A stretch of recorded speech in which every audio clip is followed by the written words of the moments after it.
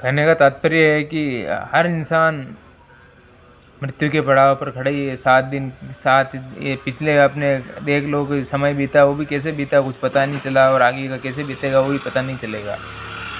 एक मनुष्य जीवन, एक मानव योनि ऐसी है, और वो भी अगर किसी ने भारतवर्ष में जन्म लिया हुआ और हिंदू धर्म में जन्म लिया हुआ हो, तो उसका परम सौभाग्य होना चाहिए कि उसको इस अपने अस्तित्व और अपने भारत के अस्तित्व ज्ञान से जुड़कर, ना कि पाश्चात्य संस्कृति को अपनाकर अपना जीवन ये नष्ट करना चाहिए।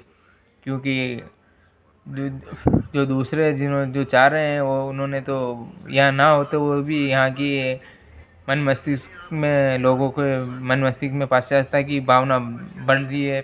और जहाँ तक इसे कुछ ईश्वर की या उन सत्य सनातन की कोई चर्चा करता है तो उसे पागल या ऐसे नॉनसेंस या ऐसे घृण भावना से देखते हैं, बल्कि उनको ये ध्यान नहीं कि वो कितनी बड़ी गलती कर रहे हैं अपने इस परम पवित्र जीवन के साथ को लेकर। हाँ, पूर्णतया भी कोई नहीं लगता, पूर्णतया तो किसी का सौभाग्य होता है वो लग पाता है। पर जितना समय हो, या कम से कम अपने भारत के सनातन के हिंदुत्व के दर्शन करके अपने नियम या अपने किसी एक इष्ट या आराध्य के ऊपर या श्री कृष्ण की शरण ग्रहण करनी चाहिए, भले वो कोई भी इंसान हो या कोई भी नर हो नारी हो, भले शिव की हो या शिव की करे या हर की करे या हरि की करे, लेकिन बिना गीता ज्ञान या बिना भागवतम के किसी का निवारण नहीं हो सकता। तो मृत्यु के साथ चरण पर तो हर कोई पड़ा है। 7 घंटे भी किसी की गारंटी नहीं है, वारंटी भी कह सकते हैं। तो हर इंसान को पहले भागवतम भी जब बाद में समझ में आ जाती है, बाद में समझ में आती है जब किसी को थोड़ा बहुत आत्मा या गीता का ज्ञान हो, तो उसे भागवतम का रसवादन करने का आनंद आता है। भागवतम वो ग्रंथ है जिसको खाली सुनने मात्र से भीतर भक्ति माता प्रसन्न हो जाती है, और वो त्रिलोकी का नाग हृदय त्रिलोकी का नाग हृदय पर पटलन करने लगता था, हृदय पर आकर विराजित हो जाता है। तो भागवतम अमरनाथ भगवान शिव ने भागवतम और गीता का अमरनाथ कथा के कारण ही, उसी कथा के कारण, क्योंकि वो तो वहाँ पर अमरनाथ में नित्य चलती रहती है और श्रवण होता ही रहता है उनका अलग भाव से, अलग भीतर भाव से। तो वो तो भक्ति के ही रसवादन करते हैं महादेव सदाशिव। तो अमरनाथ का एक लिंग ये संपूर्ण हुआ। पहले भारत के 12 ज्योतिर्लिंग के बारे में जो वर्णन था, उद्गम से लेकर प्रलय से लेकर षष्ठी की उत्पत्ति से लेकर प्रलय से लेकर, या 12 घंटे 12 फुट 1 इंच में 12 फुट, 12 मृत्यु के दिन, दाह संस्कार के दिन, 12 आदित्य, 12 घंटे, 12 महीने, ये सब, और 12 उद्गम जो बीजदाता पिता है ब्रह्मा विष्णु महेश से लेकर, और भी इनके वर्णन में अगर चर्चा करें तो चर्चा बहुत लंबी हो जाएगी। लेकिन शिवलिंग का जो महत्व और जो मूड आम लोगों में जिनकी धारणा है, तो शिवलिंग का ये है कि एक हिरण्यगर्भ है, और एक ये हिरण्यगर्भ के ऊपर ये शिवलिंग है, तो इसके ऊपर ये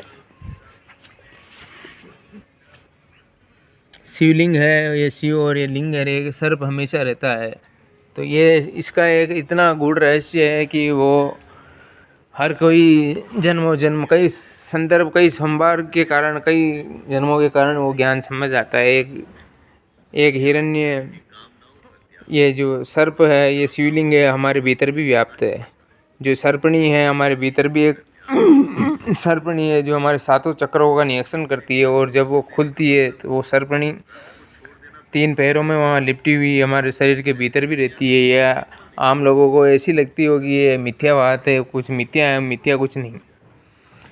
जो हमने हमारे जीवन में अनुभव किया ना, उसको मैं शब्दों में तो कभी बयां पूर्णतया तो कर ही नहीं सकता, लेकिन जितना होगा बाद में करेंगे हम शब्दों में जो कुछ देखा, जो कुछ अनुभव किया, उनको तो मैं 10% भी नहीं कह सकता, ना कह सकता हूँ।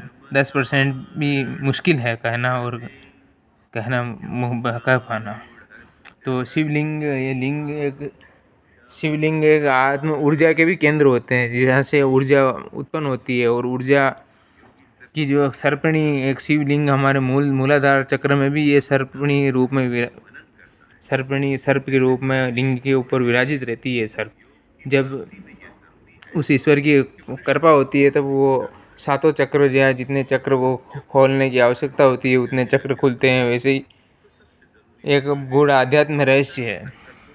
तभी कुछ ज्ञान या मैंने कभी कभी पढ़ाई नहीं की या नहीं की, पर जीवन की पढ़ाई बहुत जीवन एजुकेशन में भले आध्यात्मिक एजुकेशन में जितनी होनी चाहिए उतनी है, पर जीवन की एजुकेशन, जीवन की जो यात्रा की जो एजुकेशन हमारी जो रही है वह बहुत तरह से अच्छी और बहुत कठिन और बहुत अच्छी भी रही और बहुत कठिन भी रही। मध्यम मध्यम से लेकर पुअर से लेकर रईस से लेकर हर तरह की स्थिति में हमने हमारा जीवन जिया है। और जहाँ तक यहाँ इस कहीं गांव से लेकर शहरों से लेकर महानगरों तक की यात्रा की है, महानगरों तक कार्य किया है, बहुत कुछ कार्य किया। पर जहाँ जब से इस जीवन में इस जगह इस धाम जैसे ही लगता है हमको, तो इस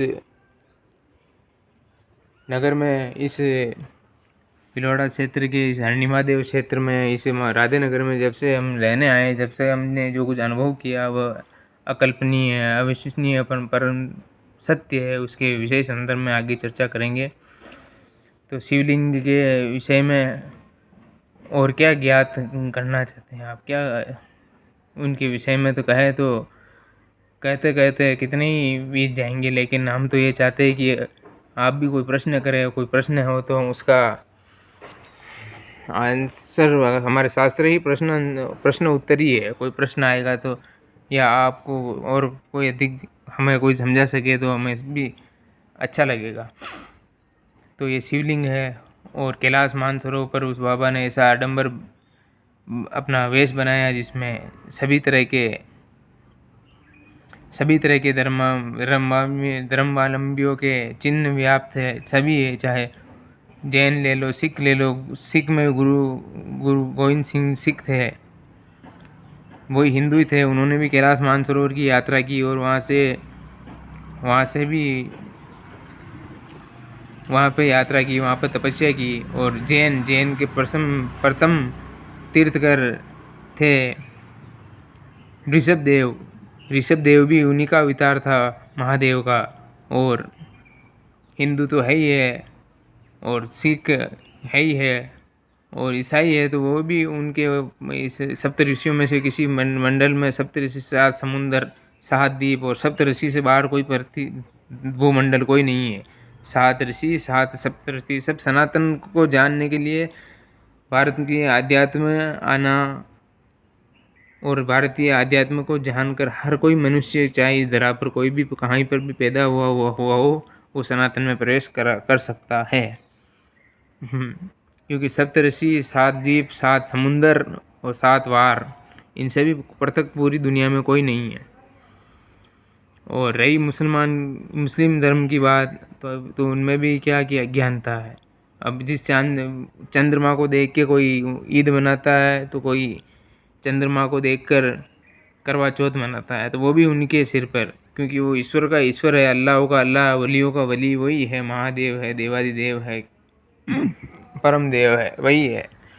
क्योंकि उनके आगे फिर तो कोई है ही नहीं, है उनके तो वही हरि और हर का मेल है, और हरि हर का प्रेम वही जाने। और एक लिंग ये अमरनाथ हो गए, 12 ज्योतिर्लिंग हो गए, केदार, सब लिंग हो गए। और अभी केदार क्या, ये अमरनाथ में 2 सरोवर है, एक क्षीर सागर, एक काला पानी जिसको कहते हैं। एक बुरा आत्मा नेगेटिव का प्रतीक है, और एक ये सत्य का प्रतीक है, एक तम का प्रतीक है।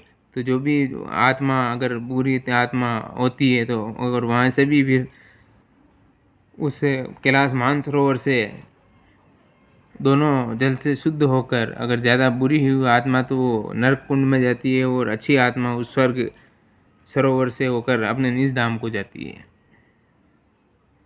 तो समस्त जो सूक्ष्म शरीर, ये शरीर छोड़ने के बाद भी जिंदा व्याप्त रहता है हमारा शरीर, और वो अपने कर्मों अनुसार अपनी अगली यात्रा की ओर प्रस्तुत होता है।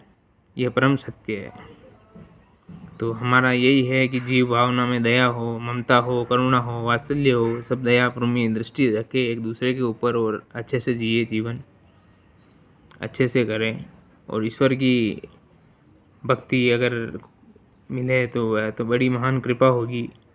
तो क्योंकि ये जीवन और सनातन में प्रवेश होने के बाद में आप यूँ लगता है कि कुछ छूट जाएगा, नहीं, माया भले छूटेगी, आपकी जो नश्वर माया है जो बसाई है, लेकिन आपकी जो जड़ माया, एक होती है जड़ माया, एक होती है चेतन माया।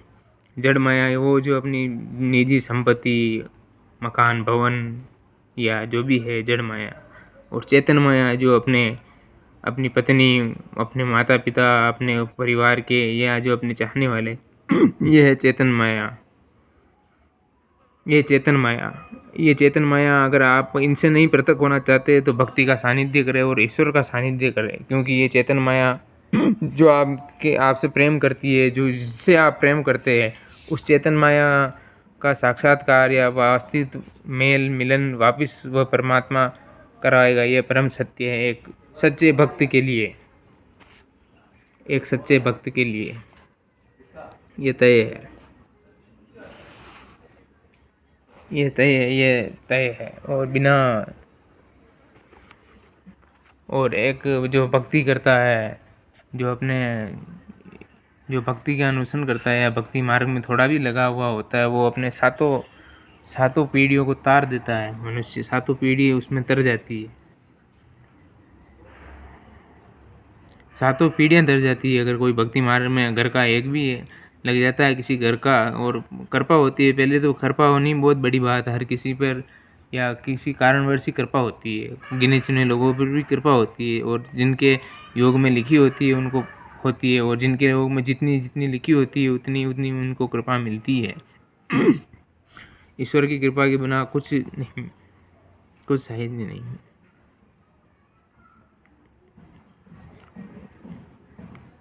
तो 12 ज्योतिर्लिंग से अमरनाथ से गीता और भागवतम, और फिर कैलाश मानसरोवर पर जो अधिष्ठान है वो सभी के देव है, सभी के पिता है। चाहे अल्लाह कहो, ईश्वर कहो, चाहे कुछ भी कहो, वो वही है, क्योंकि वही है। और एक लिंग, अब ये एक लिंग बार बार आ रहा है दिमाग में। तो एक लिंग, अब जहाँ हम रहते हैं इस मेवाड़ धरा पर, राजस्थान में मेवाड़ धरा पर, तो यहाँ एक लिंग जी निवास करते हैं।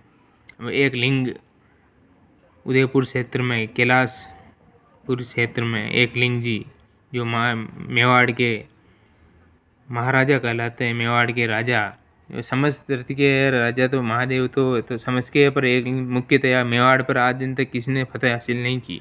तो एक लिंग, ये तो एक लिंग करते उनका भी आ गया नाम। तो एक लिंग का क्या अर्थ? वो एक ऐसा लिंग है जो चहुमुखी है, चरुमुखी है, इसलिए वो एक लिंग यानी ब्रह्मा, एक मुंह ब्रह्मा का, एक विष्णु का, एक महेश का, एक सूर्य का, और चंद्रमा तो वैसे ही महेश के सर पर विराजमान है। तो वो चहुमुखी एक ही शिवलिंग है। इससे वैसे तो पशुपतिनाथ है, मंदसौर में है, नेपाल में है, लेकिन एक ही जो लिंग है, एक ही लिंग है यहाँ भी। लिंग ये व्याप्त है जो ब्रह्मा विष्णु महेश और सूर्य का लिंग, जिसमें इसीलिए उसे एक लिंग कहा जाता है। एक लिंग मतलब एक लिंग से ही सब प्रकट हुए, और उसी में सब विलीन होता है। एक लिंग जो ज्ञान स्वरूप से समझा जाता है, एक लिंग जो मेवाड़ के राजा कहलाते हैं। और उस मेवाड़ क्षेत्र में भी अब कुछ दिनों पहले जैसी घटना हुई थी, ये हिंदू मुस्लिम ये कोई अभी वो छिड़ा था, वो शर्मा के बाद में जो घटनाएं हुई, ये हालात बिगड़े, माहौल बिगड़े। तो ये तो अब, और जिस एकलिंग की तरह पर, जहाँ पर एकलिंग जी के सिपे सलार, एकलिंग जी के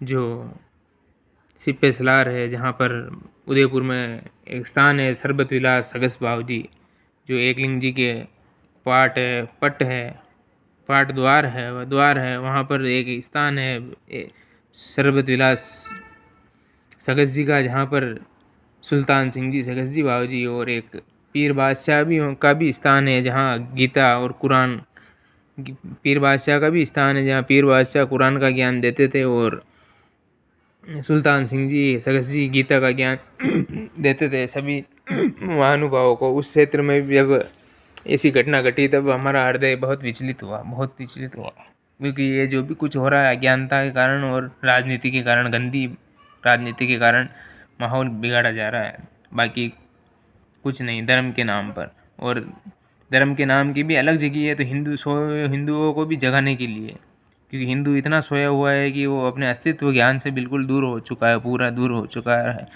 और हिंदू कायर होता जा रहा है, कमज़ोर होता जा रहा है, कायर होता जा रहा है, क्योंकि अपने अस्तित्व से दूर होकर भौतिकता का अधिक बढ़ावा होने या पाश्चात्य संस्कृति को अपने आप को मॉडर्न साबित करने में लगा हुआ है। ये उनकी अपनी भी नहीं है, अपनी कुछ पूछते हैं या अब पिछले जिन जन राजाओं का किया हुआ कृत है, जो बीज बोए हैं वो। बाकी उदयपुर जैसी समृद्ध नगरी में, जहाँ धर्म की नगरी और ऐसी नगरी जहाँ ऐसा सौहार्द और ऐसा देखने को मिलता है, जहाँ एक ही मंदिर में पीर बादशाह और सुल्तान सिंह जी जो सिपे सलार है एक लिंग जी के, वहाँ एक निष्ठ और एक हिंदू मुस्लिम सिख ईसाई सब वहाँ पर आकर पूछते हैं, उनको मानते हैं। और हम तो कह नहीं सकते, हमने तो इतना कुछ देखा हुआ है कि जहाँ है वो देवाधिदेव महादेवी है, पर लोगों को उसी की ये माया से उसने सृष्टि रच रखी है और उसने ये भेद भाव भी फैला रखा है। हर कोई उसके भेद को समझ नहीं सकता, हर कोई भेद के उसको समझ नहीं सकता। पर वहाँ हुई घटना में काफ़ी हृदय हमारा विचलित हुआ, क्योंकि हमारी आध्यात्मिक यात्रा में एकलिंग जी का भी विशेष एक मोड़ आया था, जब हमने उनकी आभा और कृपा अपने आप पर महसूस की थी। तो एक लिंग मतलब ब्रह्मा विष्णु महेश और सूर्य और चंद्रमा को जानकर, जो हिरण्य गर्भ को जानकर गर्भ में प्रवेश कर चुका हो, उस गर्भ की पूरी सत्य ध्यान कर गर्भ में प्रवेश कर चुका हो, जिस गर्भ से प्राकट्य हुए उसी गर्भ की सत्य ध्यान कर उसमें प्रवेश हो चुका हो, एक लिंगम के द्वार पर मैं राम को जिसने जाना, जिसने राम को माना, वही है एक लिंगम। वह एक लिंग जी वहाँ साक्षात वहाँ विराजमान है। तो उसमें ये कहीं नहीं है चहु चतुर्मुखी मूर्ति पशुपति के अलावा, एक लिंग जी की मूर्ति में ही चहुमुखी महादेव पूजे जाते हैं, पूजनीय है। और जहाँ तक हिंदू मुस्लिम की बात रही, अब शिवलिंग से तो सभी का अस्तित्व जुड़ा है। अगर मेरी पुरानी इतनी वार्ता हमने कही, इसमें आपने कुछ सुना होगा तो आपको महसूस होगा कि शिवलिंग से तो बाहर कोई है ही नहीं, शिवलिंग से बाहर तो कोई है ही नहीं, और उस आशुतोष से तो बाहर कोई है ही नहीं। क्या किसी ने अल्लाह को देखा है, महसूस किया है? महसूस भले अच्छी भावनाओं से की, महसूस कराया होगा, भाई देखा तो नहीं है। हम डंके की चोट से कहते हैं कि हाँ मैंने ईश्वर से एकाकार पूर्णतया, हाँ हमने महसूस किया है, हमने इतना कुछ देखा है, उसका महसूस किया है, तो उसी के कारण हमारे शब्द प्रवाह हो रहे हैं, हमारे शब्दों में ये भाव और सत्यता आ रही है। बाकी जो शब्द है ये परम सत्य है कि अब ईश्वर भी वही है, अल्लाह भी वही है, वो वलियों का वली है, सबका वली है। बाकी यही है कि स्वीपियत अपनाओ, उसमें तो तुम्हारा हित है। बाकी हम तो ये शब्द हिंदू मुस्लिम ये शब्द भी हमारे जीवा पर आते हैं, हम इस जो उच्च स्तर आध्यात्म में पहुंच जाता है वो सबको एक दृष्टि से देखता है, मानव दृष्टि से देखता है और उसके योग्य और गुणों से देखता है। पर हिंदू और मुस्लिम का जहाँ तक विवाद का कारण है, उसके मुख्य दो कारण हैं। एक तो एक बुद्ध परस्ती और एक बुद्ध परस्ती और एक ये काफिर शब्द, ये दो शब्द। तो मुझे ये बताइए कि जब 500 600 ईस्वी में जब इस्लाम अपने अस्तित्व में आया था, तब इस्लाम अपने अस्तित्व में आने से पहले उस क्षेत्र, उस अबू क्षेत्र, उस क्षेत्र की, उस कुवैत की, उस अरब क्षेत्र की क्या हालत थी। कैसे लोग वहाँ जाहिलता से रहते थे, उनको ज़िंदगी जीने बसर करने का तरीका भी सही तरीके से मालूम नहीं था। सही तरीके से उनको अपना सही तरीक़ा से रहना भी मालूम नहीं था। एकदम जाहिलों की तरह है वहाँ पर झुंड बढ़ाना के झुंडों में और झोपड़ियों में रहते थे लोग बाग, तो उनको रहने का तरीका भी मालूम नहीं था। उस दरमियान एक किसी मोहम्मद साहब जैसे कोई अच्छा कोई आदमी हो, तो उनकी दुख पीड़ा देखकर उनके मन में उनकी अच्छा करने की कामना जागी। तो उस क्षेत्र में, उस क्षेत्र के हिसाब से उस परम सत्ता ने उन पैगंबर मोहम्मद साहब को ज्ञान दिया। उनमें भी कुछ शब्दों को अनर्गल यूज करके लोगों ने इस इस्लाम को भी पूर्णतया बदनाम कर दिया। बाकी अगर पवित्र इस्लामियत या पवित्र इस्लाम की बात करें तो ये काफ़ी शब्द एक ये था कि बुद्ध परस्ती। तो मुझे ये बताइए कि वो अरब क्षेत्र में उस समय काबा क्षेत्र में कितनी मूर्तियाँ थी एक साथ? 365 मूर्तियाँ एक साथ छोटे से अरब देश में एक काबा क्षेत्र में थी। 365 मूर्तियाँ, 365, 365 मूर्ति, जो भी किसी यहूदी राक्षसों की आदि ऐसी मूर्तियाँ बनाई हुई थी, उनकी पूजा करते थे। अरब देश में इतनी व्यर्थता, उनको लोगों को डराया जाता था पूजा के नाम पे, पाठ के नाम पर। यार अलग अलग तरह की 365 मूर्तियाँ एक ही काबा में, वहाँ काबा इसी अरब क्षेत्र में थी। तो वहाँ पर तो कोई भी होता तो वो यही करता है कि ये बुद्ध परस्ती हराम है, इनसे लोगों की हाल बेहाल हो रहे हैं। और ऐसी डरावनी मूर्तियाँ, यहूदियों की मूर्तियाँ, चाहे जिसी की मूर्तियाँ थी, तो वहाँ पर तो कोई भी होता तो उस समय बुद्ध परस्ती हराम करता ही करता। पर भारतवर्ष में नहीं बुद्ध परस्ती हराम। यहाँ मोहम्मद साहब भारतवर्ष में नहीं आए थे, वहाँ की दशा देखकर उन्होंने बुद्ध परस्ती को अवघोषित किया, बर्खास्त किया। पर भारतवर्ष में तो सब पहले से ही शालीनता से, अच्छी तरीके से, रहन सहन तरीके का सब जानता था। और यहाँ के तो कुछ ही बुद्ध पूजनीय हैं। शिव परिवार और राम जी और हनुमान जी और गिनती के कुछ 10-11 जो मुख्य परिवार पूजते हैं। शिव परिवार तो है ही है, उनमें गणपति आ गए, वही आ गए, राम और कृष्ण है ही है, जिनके अस्तित्व से लेकर और ना किसी को वो गलत करते हैं। हनुमान जी और कोई ना कोई जो तो मुख्य 10 या 11 ऐसे पूज्य देव है जिनकी मुख्य तरह पूजा होती है। 365 वहाँ मूर्तियाँ थी। और 33 करोड़ का संदर्भ तो मिथ्या है, गलत है। वो 33 करोड़ तो ये यहाँ के जाहिलियों की, हिंदुओं की भी जाहिलियत का कारण है। एक 33 कोटि जो मुख्य देव है, 12 आदित्य, 11 रुद्र, 8 वसु और 2 अश्विन कुमार, वो भी उनके भी कहीं मंदिर नहीं है। वो तो प्रकृति सत्ता में इस प्रकृति का पालन करने के लिए उस परम सत्ता के अंडर कार्य करते हैं। सूर्य का एक ही मंदिर है कोणार्क में, कोणार्क सूर्य मंदिर एक ही है। बाकी और भी कोई उनका प्रख्यात मंदिर नहीं है। और यहाँ पर तो भारतवर्ष में तो पहले से शालीनता थी, अच्छी थी, सब कुछ धर्म से परिपूर्ण था। और अरब क्षेत्र वो तो बिल्कुल जाहिलियत तरीके से जी रहे थे। इसीलिए मोहम्मद साहब ने वहाँ बुद्ध परस्ती हराम की। तो मोहम्मद साहब यहाँ भारत आकर देख के नहीं गए थे कि यहाँ की बुद्ध व्यवस्था क्या है, क्या नहीं है। और रही शिवलिंग की बात में, काशी विश्वनाथ के में शिवलिंग के संदर्भ जुड़े, तो शिवलिंग से तो सभी का अस्तित्व जुड़ा है। इस समस्त ब्रह्मांड में ऐसा कोई जीव, ऐसा कोई व्यक्ति जराचर नहीं है जिससे शिवलिंग का अस्तित्व ना जुड़ा हुआ हो। शिवलिंग का सभी इसी हिरण्यगर्भ से ही निकले। ये तो एक ओम बहुश्याम धरती जब से फैली हुई है,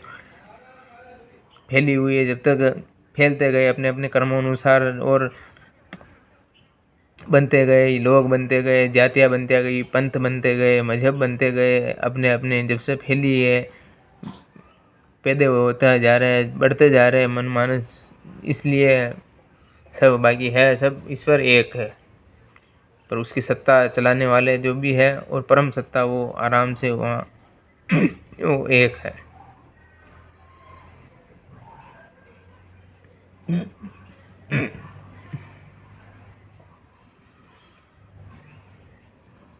तो भारत देश में इतनी बुद्ध परस्ती होती थी तो उन मूर्तियों को उन्होंने तुड़वाया। तो भी वहाँ पर काबा क्षेत्र में एक पत्थर तो है काबा में, वो वही रखा था जो काबा में पत्थर मंगाया था। अरे काफिर, काफिर शब्द इसलिए वहाँ पर उन लोगों के लिए प्रस्तुत क्योंकि मोहम्मद साहब को भी इस्लाम को अपने अस्तित्व में लाने के लिए, कुरान को लिखने के लिए, कुरान को पूर्णतया साबित करने के लिए या कुरान को अल्फाज देने के लिए 23 साल लगे गए थे, 23 साल। और उनमें भी वहाँ के लोगों ने इस्लाम का पहले पूरा तरीके से बहिष्कार किया, इस्लाम को वहाँ अपनाने ही नहीं दे रहे थे, इस्लाम को आने ही नहीं दे रहे थे, क्योंकि वहाँ के दूसरों लोगों के धर्म के धंधे बंद हो रहे थे, तो इस्लाम को आने नहीं दे रहे थे। मोहम्मद साहब ने काफ़ी पीड़ा झेली, काफ़ी कुछ पीड़ा सहन की, तो भी जब सत्य कहते हैं कि सत्य परेशान होता है लेकिन परास्त नहीं होता, पर आखिर में कुरान नाजिल हुई। अनपढ़ थे मोहम्मद साहब, उनके कुछ थे अनुयायी, हाल थोड़ी बहुत कहीं कोई गलती भी करके भी कुछ शब्द लिखा सकता है, लेकिन कुछ शब्दों से अगर पूरा चरित्र खराब हो तो वो अलग नहीं। वहाँ के लोगों के लिए ही काफिर का कब शब्द इस्तेमाल किया जाता था, क्योंकि जो लोग इस्लाम कबूल करते थे, जो मोहम्मद साहब के अनुयायी थे, जो कोई उनको परेशान करता था या कोई करता था तो वो कहते थे कि जो वहाँ पर जो अरब रहते थे, कि अरब में जो लोग रहते थे उनके लिए मोहम्मद साहब कहते थे कि ये काफिर है, क्योंकि ये ईमान में नहीं ला रहे, अमल नहीं कर रहे, इनाम अमल नहीं कर रहे ये कुरान का, इसलिए उन्हें काफिर कहा जाता है, काफिर कहा जाता था। यहाँ यूँ नहीं कि यहाँ के हिंदुस्तानियों के लिए या किसी और के लिए काफिर कहा जाता था। बुद्ध परस्ती थी, वो वहाँ पर 365 मूर्तियाँ थी, इसलिए वो कहते थे कि ये बुद्ध परस्त काफिर है। मोहम्मद साहब भारत नहीं आए थे। कोई बुद्धिजीवी होगा, मुसलमान होगा, ये मेरी बात सुनकर, या कोई भी बुद्धिजीवी होगा, वो इस चीज़ को समझ जाएगा पूर्णतया। वहाँ पर 365 मूर्तियों की पूजा होती थी, अलग अलग तरह की, इसलिए। और यहाँ भारतवर्ष में तो गिने चुने आप उंगलियों पे गिन सकते हो, शिव परिवार, राम, लक्ष्मण, हनुमान जी, और किसको पूजूं, और कोई आता है, कोई जैन धर्म में है, ये जैन की पूजा है, वो है राम पीर। जैन धर्म में वो हो गए, मुख्य देश ही उंगलियों पर गिनोगे तो भी 10-11 से ऊपर नहीं आएगी उनके। और हिंदू धर्म में तो मुख्य पूजने ही योग्य सबसे पहले तो भगवान जब आए थे, अंतिम जो पैगंबर, जो परम पुरुष विराट स्वरूप में आए श्री कृष्ण भगवान, उन्होंने तो इंद्र तक की पूजा को भी वर्जित कर दिया था, इंद्र की पूजा को भी वर्जित कर दिया था। लेकिन तो भी कृष्ण, शिव परिवार और कुछ गिने चुने मुख्य जो आज भी पूजे जाते हैं, और शिवलिंग का तो संदर्भ सबसे ही जुड़ा हुआ है। तो वहाँ के लोगों के लिए वो काफिर शब्द कहते थे, वहाँ के लोगों के लिए वो बुद्ध परस्ती करते थे, जाहिलियत फैलाते थे, इसलिए वहाँ के लोगों के लिए कहते थे कि बुद्ध परस्ती हराम है।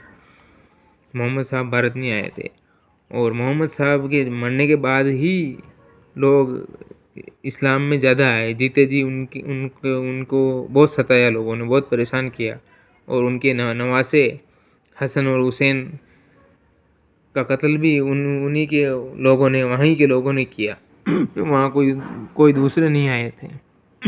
क्योंकि कोई इंसान जब पास रहता है तब उसकी कदर नहीं होती, और जब दूर चला जाता है तब उसकी कदर होती है और उसकी बातें याद आती है।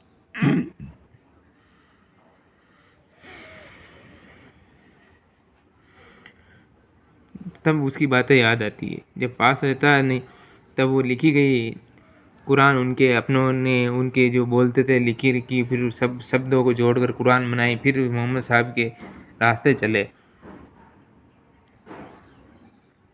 यहाँ भारत नहीं आए थे, और भारत जो आए आक्रांता, कुरान का गलत दुरुपयोग करके, गलत शब्दों को लेके अपनी निजी अय्याशी और मौज मस्ती पूरी करने के लिए कुरान का गलत इस्तेमाल किया गया। कुरान के नाम पर, ईश्वर के नाम पर, अल्लाह के नाम पर लोगों ने कई बार अपनी राजनीति रोटियां सेंकी और अभी तक सेंक रखे हैं धर्म के नाम पर। धर्म के नाम पर पहले ही इस देश का विभाजन भी कर दिया,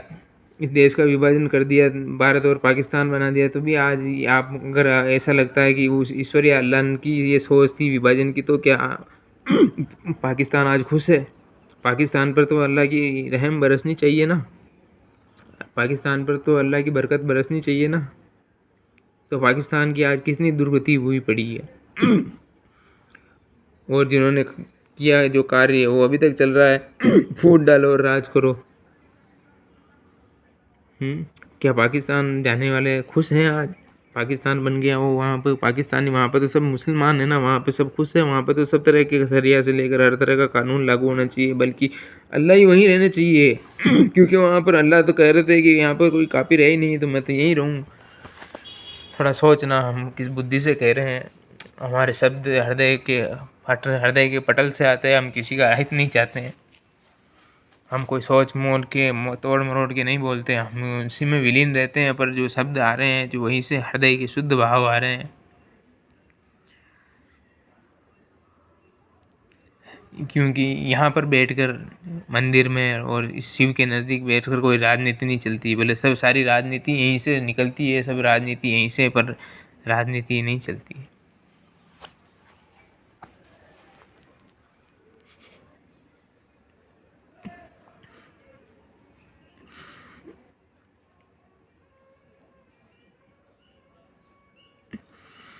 यहाँ कोई राजनीति नहीं चलती, बल्कि सारी राजनीति यहीं से।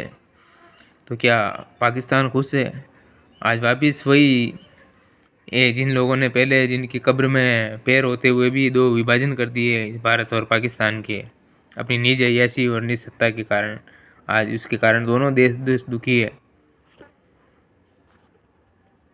पूर्णतया तो वो भी सुखी नहीं है, वो भी नहीं। एकता थी तो पूरा विश्व डरता था। इस भारतवर्ष के कई महाभारत था, तो महाभारत के कई खंड किए, कई खंड किए।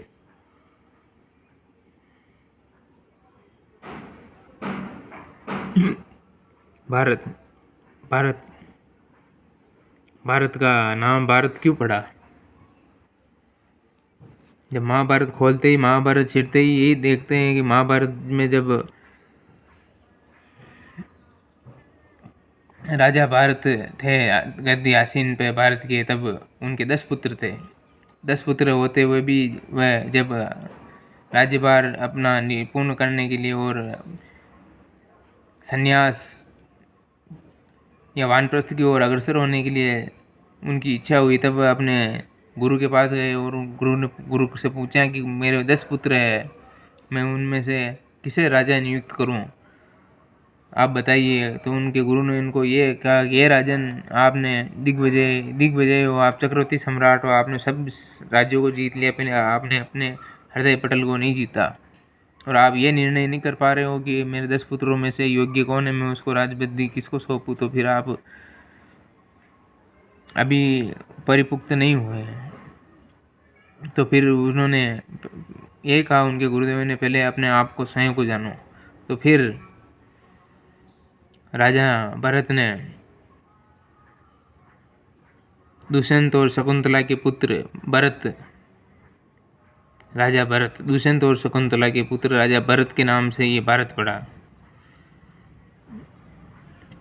तो उन्होंने फिर अपने गुरु के कहे अनुसार उनके पथ पर चले और निकले। तो फिर उन्होंने अपने अस्तित्व का ज्ञान पाया, और फिर उन्होंने अपने 10 पुत्रों को राजभार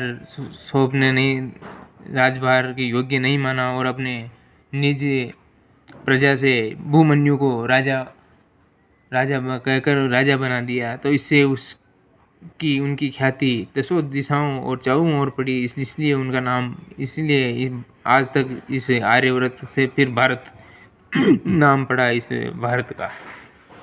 ऐसा होता राजा जो अपनी निज सत्ता और निज को दे देखता, प्रजा का सुख और दुख पहले मानता और प्रजा के लिए पहले अपनी पूर्ति देता। पर आज तो वो तो रही नहीं। आज तो पक्ष देखो विपक्ष देखो, सबको अपनी पड़ी है, जनता की किसको पड़ी है भाई? जनता की किसको पड़ी है? जनता को तो पागल बनाओ और मस्त रहो। ये दे देंगे, ये दे देंगे, ये दे रहे हैं, ये दे रहे हैं। अरे ये दे रहे हैं जिसका जिसको दे रहे हो, कि आप क्या अलग से कहीं से ला रहे हो क्या? या आप कर्म करके ला रहे हो क्या? आ रहा पैसा जनता का ही आ रहा, टैक्स से लेकर, हर चीज़ से लेकर, किसी भी चीज़ से लेकर जनता को ही अगर वापस मिल जा रहा है तो, और आम जनता किसी गरीब के घर जा रहा है तो उसको अहम भाव और मैं भाव नहीं आना चाहिए उसमें।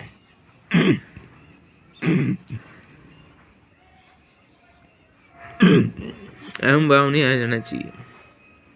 जिसका है उसी का सेवा भाव, सेवा भाव अगर किसी कोई जनप्रतिनिधि हो, वो भी बात सुन रहा हो, तो किसी को सेवा का भाव मिला हुआ हो, तो जन सेवा का भाव मिला हुआ हो, तो वो निष्काम से अपनी जन सेवा करे कर्म से ही। और अगर धनवान बनना होता, धन कमाना हो तो वैश्य बने। हालांकि आजकल सब तरह के वर्णाश्रम भी बिखर चुके हैं, बिछड़ चुके हैं। वर्णाश्रम पहले होते थे, क्षत्रिय, वैश्य, शूद्र, क्षत्रिय, ब्राह्मण। ब्राह्मण भी अपने अस्तित्व से ही ब्रह्म को जानता है और जो ब्रह्म का ज्ञान फैलाता है वही ब्राह्मण। जो सत्य को जानता है और सत्य का ज्ञान फैलाता है वही ब्राह्मण। ब्रह्म इस महाभारत का मुख्य मंडल कहलाता है, जिसके मुख से सत्यवाद, और जो ब्राह्मण हो वो तो राजा मंत्रियों तक और राजा राजतंत्र को दिशा देने योग्य होते थे ब्राह्मण। ब्राह्मण यानी जो ब्रह्म का ज्ञाता हो ब्राह्मण। किसी के घर में कुल में पैदा हो जाने से कोई ब्राह्मण नहीं हो जाता, या जाति में हो जाने से वो कुछ नहीं होता। उसने उसने उतने गुण भी होने चाहिए ब्राह्मण के। तो भारतवर्ष के मुख्य है ब्राह्मण। क्षत्रिय इस भारतवर्ष की बाजू है, पर क्षत्रिय भी आजकल वो ऐसे क्षत्रिय वैसी क्षत्रियता किसी में रही नहीं जो क्षत्रियता पहले थी। क्षत्रिय भी अभी कोई वो अग्निपथ जैसा कोई चलाया था क्षत्रियता में, तो वो तो पहले ही पैसों की कामना और भविष्य की चिंता करने लग गए। ऐसे क्षत्रिय क्या काम किए? क्षत्रिय तो सरहद पे जा रहे हैं तो पहले तो वहीं मृत्यु ऊपर जा रहे हैं, मृत्यु मरने जा रहे हैं, ये सोच दिमाग में होनी चाहिए। वो होता है सच्चा क्षत्रिय। वैश्य है तो वैसे भी बिगड़ गए, चोर बाजारी, काला बाजारी हो गए। पूरा पैसा टैक्स सरकार को नहीं मिलता, तो सब एक बिगड़ता है। मेन जो ब्रह्म बिगड़ता है, ज्ञान बिगड़ता है, तो क्षत्रिय बिगड़ता है, सब बिगड़ता है। शूद्र तो क्या, कोई किसी के नीचे काम करता है तो शूद्र। सबकी आवश्यकता है। अगर ब्राह्मण मुख है, क्षत्रिय हाथ है इस भारतवर्ष के, और वैश्य उदर है इस भारतवर्ष का, तो क्षत्रिय टांगे ये शूद्र टांगे हैं। अगर इन चारों में से कोई भी एक भी नहीं हो तो पूरा शरीर कुछ काम का नहीं है। सबको योग्य देना चाहिए। लेकिन आजकल कोई अपनी अलग ही भीमसेना बना रहा है, कोई अपना खालिस्तान बना रहा है, कोई अब दो पार्टियां, ये प्रमुख तो बिल्कुल ही अलग हो ही चुकी है। मनों में पहले दीवार और पहले विभाजन मन में होता है, फिर बाद में परिवर्तन होकर सरहदें बनती है। हालांकि हम सब जानते हैं कुछ छुपा नहीं हमसे, पर ये उचित एक युग ऐसा चल रहा है जिसमें चाहे तो जो निज सत्ता है जो अभी विभाजित है वह अपने शासन को स्वर्ण अक्षरों में भी लिखा सकती है और अच्छा कार्य कर सके, और नहीं चाहे तो फिर बाद में पूरी बिगड़ भी सकती है मामला।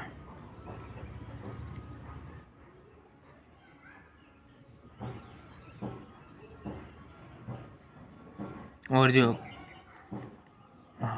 इस्लाम की चर्चा करते करते तो उसमें ये भी आ गई, इस्लाम के तो लोग मुसलमानों को तो हमारे को तो वोट की तरह ही इस्तेमाल किया है। अल्लाह पे भरोसा है तो अल्लाह पे रखो ना भाई, राजनेताओं पर क्यों रखते हो? अल्लाह पे रखो, राजनीति पे क्यों रखते हो? कहते हो भाई कुर्सी पे कोई भी बैठे तो ख्वाजा मेरा राजा है, तो उनकी शान में रहो ना, दूसरों से क्या काम। और जो जो सत्य है सत्य की राह दो। और सच्चा हिंदू होगा और सच्चा हिंदू होगा और हिंदुत्व को मानने वाला होगा, वो कभी किसी का अहित नहीं कर सकता, कभी किसी का अहित नहीं कर सकता।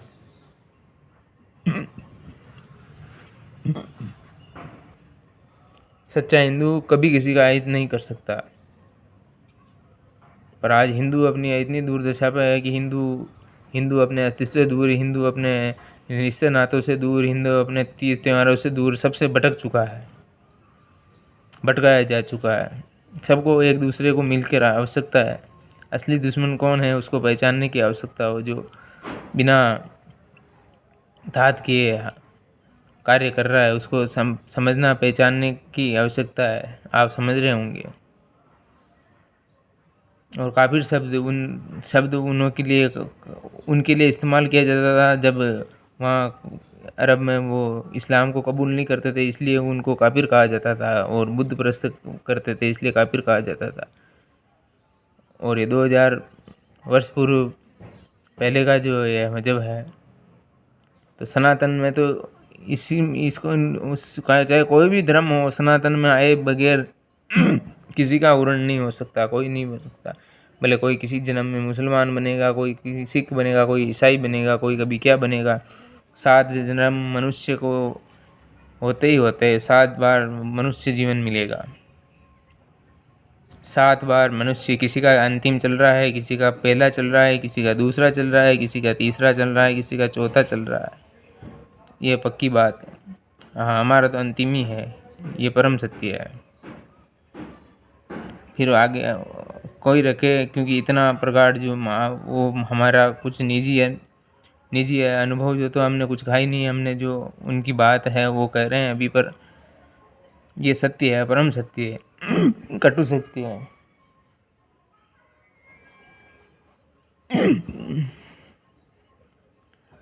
कटु सत्य है। फिर बाद में भी जो हमें हमें ना तो स्वर्ग की कामना, ना हम ईश्वर से स्वर्ग मांगते, ना मांगते, जो हम तो उनके श्री चरणों में, हम तो उनके हृदय में निवास है। अब फिर वो जन्म दे कि मरण दे कि या कुछ दे, जो कुछ करे आपकी इच्छा, हमारी कोई इच्छा नहीं है। हम तो इस तरह से उनके सानिध्य में है। तो काफ़ी दिनों से कुछ भरा हुआ पड़ा हुआ था, लेकिन आज कुछ कहने को हुआ तो कुछ नहीं। मेरे देश प्रेमियों, आपस में प्रेम करो देश प्रेमियों, इसी में तो है भलाई। बाकी तो लड़के देख लो, लड़ लो, कत्ले आम मचा लो, खून कर लो, खुआ कर लो, कानून से लड़ लो। इस थिंक से सोचो और उस थिंक से, जो मैंने प्रेम की भाषा से समझाई है, दोनों थिंक से सोच कर सोचो क्या अच्छा है। एक राष्ट्र पूरा पहले मुस्लिम पाकिस्तान बना हुआ, वहाँ क्या अच्छा हुआ है? या हिंदुस्तान को पूरा पाकिस्तान बना लोगे तो अच्छा हो जाएगा? हिंदू नहीं रहेंगे तो तुम्हारा दम घुट जाएगा, रहोगे दम घुट जाएगा किसी को। और मुसलमान नहीं रहेंगे तो भी हिंदू गुलदस्ता अलग अलग रंग से भरा हुआ होता है, तभी सुंदर लगता है। और रंगोली भी अलग अलग रंगों से बनी हुई होती है, तभी सुंदर लगती है, तभी सुंदर लगती है। तो ये तो क्या कि फोकट की राजनीति है, राजनीति में नहीं आए, अपना निज कार्य करे, काम करे, अच्छे से रहे, मन को पवित्र रखे, शुद्ध रखे। और हो सके तो मेरे बाबा काशी विश्वनाथ के नाथ को बिना कटघरे में, पहले राम भी रहे, अब उनको रख दिया।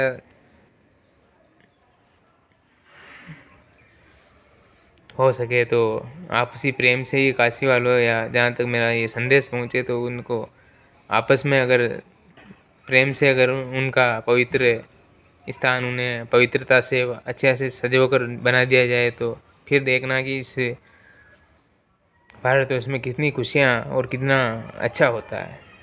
फिर बाद में और चर्चा करेंगे।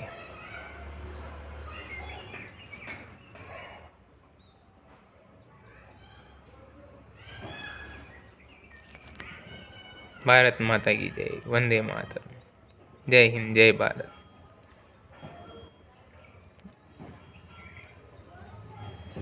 सारे जहाँ से अच्छा हिंदुस्तान हमारा, हम बुलबुले की उसकी तुलसिता हमारा। वाहिगुरु, जय नबी। ओम नमः शिवाय। सत्यम शिवम सुंदरम।